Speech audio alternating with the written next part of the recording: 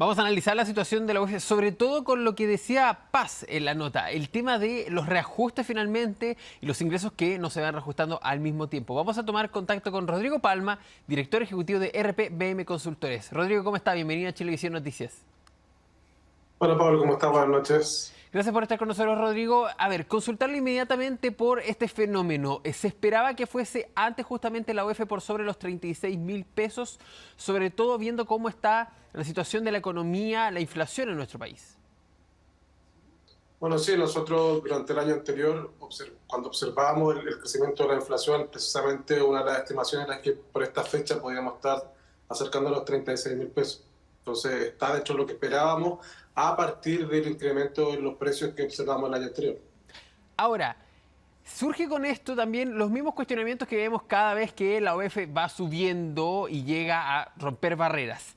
¿Por qué finalmente se aplica el tema de la UEF? ¿En qué momento se crea y por qué no se ha pasado, por ejemplo, a fomentizar, si le quiere decir de alguna forma, pasar la UEF, todo lo que son los sueldos, los cobros directamente, para que, podríamos decirlo, que se mueva nuestra economía en UEF? ¿Por qué no se ha tomado esa decisión y por qué es conveniente o no hacerlo?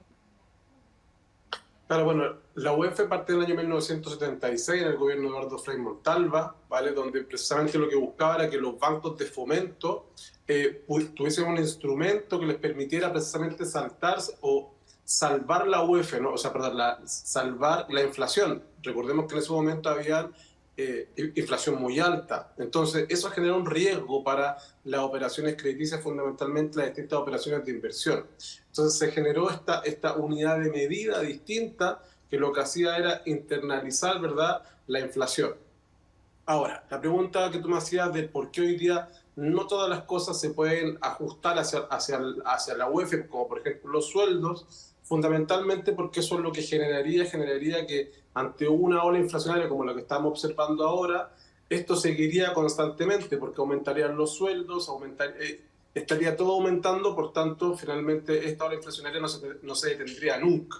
Por tanto, esa es una de las problemáticas que tendría generar la indexación, que es el nombre técnico que tendría este proceso. Entonces, efectivamente, no sería positivo indexar, es decir, generar los sueldos y la mayoría de las cosas, ponerlo en UF como lo que tú mencionabas. Ahora, se entiende justamente eso, pero también a la luz de esto, veíamos el caso, por ejemplo, en la nota de una persona que tiene que empezar a pagar los arriendos, por ejemplo, ella los tiene en UF. Uno podrá decir, bueno, parte del contrato, pero ojo, cuando se renuevan los contratos de arriendo, muchas veces se reajustan y a veces se tira el tejo pasado en algunos casos. ¿Por qué no se ha pasado tal vez a una modalidad de ayuda a esa, viéndolo desde el Estado, ayuda a ese reajuste constantemente o a que haya acuerdos justamente o leyes que fomenten a las empresas que hagan estos reajustes en base a la inflación y por ende que vayan en la misma línea o línea parecida con la UEF?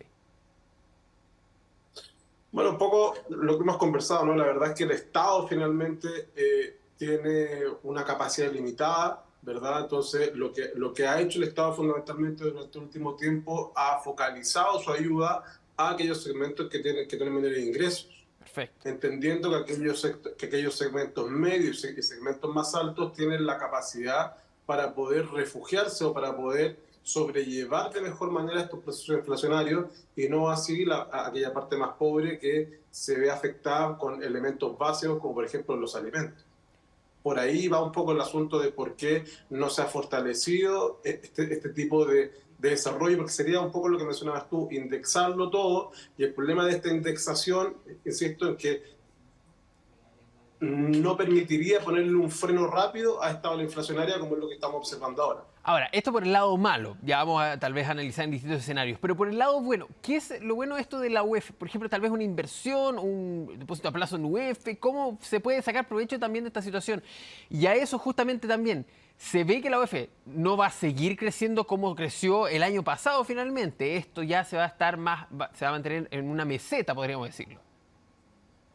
Claro, exactamente, o sea, va a seguir creciendo, pero tasas más bajas, ¿no? Un poco lo que observábamos en la nota, que efectivamente el último año creció casi en 4.500 pesos y lo que esperamos para este año es que se acerque a 2.500 pesos aproximadamente, ¿no?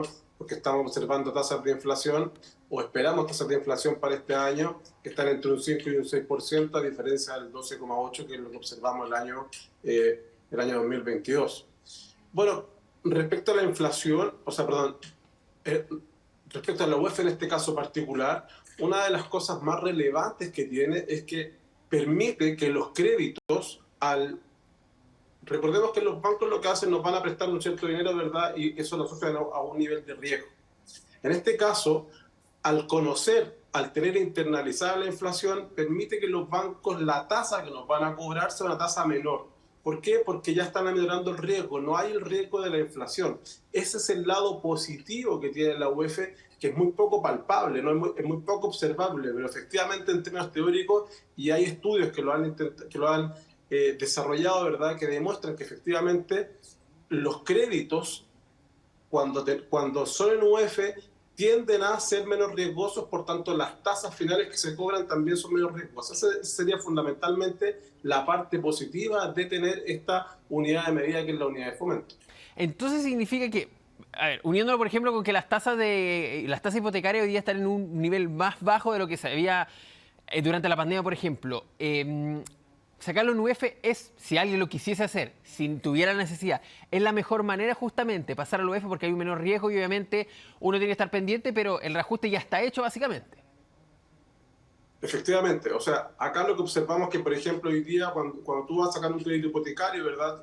Primero el crédito lo da en UF y te cobran una cierta tasa, que en este caso es la tasa real, ¿no? Si es que, no, si es que este crédito no fuese en UF, lo que tendría que hacer el banco, tendría que sumar a esta tasa 4, ya lo supongamos 4,5%, tendrían que agregar efectivamente cuáles son sus expectativas de inflación.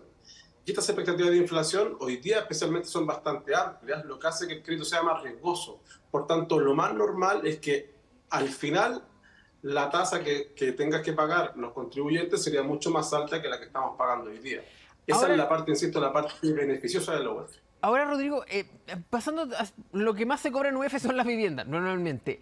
Hemos visto tal vez un abuso en subir mucho los precios, cuando la UF ya hemos visto constantemente que va en alza. ¿Se ha visto tal vez ese escenario o la verdad es que es parte de un fenómeno del mercado? Por ejemplo, viendo viviendas ahí que se cobran justamente en UF. ¿Están más caras las viviendas? Lamentablemente, tienen que cobrarse más, aunque sea en UF finalmente. Tiene que ser aún más lo que se cobra al usuario. Lo que pasa es que en el mercado inmobiliario pasa un efecto bastante interesante, ¿no? Que tiene que ver con este incremento en los precios a pesar de que hay un aumento importante en la oferta. Exacto. Esto se debe fundamentalmente a que muchas personas están invirtiendo en departamentos o casas. Ya. Entonces, ¿esto qué es lo que implica? Que haya constantemente un aumento en la demanda y esto explica realmente el aumento en los precios, que finalmente hay un asunto de... donde las personas están desarrollando inversiones a partir de eso, ¿no?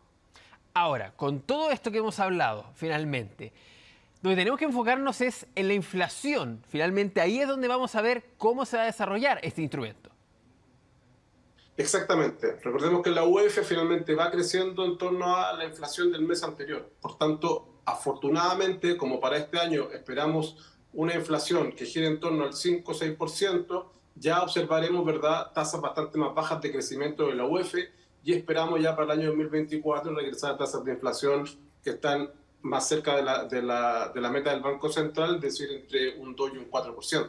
Ahora, Y eso es una buena noticia para todos aquellos que tenemos crédito en UEF. totalmente, y yo creo que es una buena noticia incluso para los productores que pueden mantener los precios un poco, una confiabilidad también para el cliente. Ahora, la próxima barrera, 37.000, usted nos decía, va a terminar en 2.000 y algo pesos más.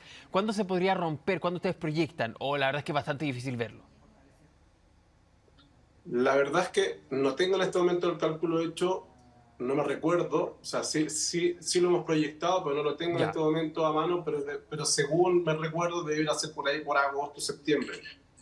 Ya, entonces justamente para las fiestas patrias, cuando tal vez nos llevemos las peores noticias, ya, finalmente rompimos la barrera, lamentablemente, del OF. Ojo, también atención, con esto, eso es el otro tema, Rodrigo, el tema de, por ejemplo, la OF, hay empresas que también lo aplican a pesos, pero están siempre vendiendo de la OF, lo ocupan como un cálculo también dentro de su modificación de precios. Sí, exactamente, porque finalmente lo que se hace fundamentalmente se establece como una unidad de medida. Hay muchas empresas que efectivamente en vez de hablar de pesos hablan fundamentalmente en UF porque lo que están haciendo están internalizando la inflación. De Perfecto, hecho, ya. es tanto así que hace un par de años atrás se discutió un poco la permanencia de la UEF a partir de que teníamos una inflación controlada. Todos los años teníamos inflación cercana al 3%, por tanto se discutió si era necesario o no continuar con la UEF. Pero a partir de lo que observamos en los últimos 2 años, donde la inflación se ha disparado, se nos hace cada vez más eficiente continuar con este instrumento, a pesar que no nos gusta porque se está incrementando, pero insisto, si no contáramos con él, las tasas de financiamiento a las cuales podríamos acceder serían bastante más altas de las cuales podemos acceder hoy día. Exactamente. Y créame, para quienes hemos hablado con gente en el extranjero, las tasas afuera son realmente muy altas en comparación a lo que se aplica en nuestro país. Rodrigo Palma, director ejecutivo de RPBM Consultores. Gracias por estar con nosotros esta noche. Muchas gracias a ti, Pablo. Buenas noches, que estés muy bien.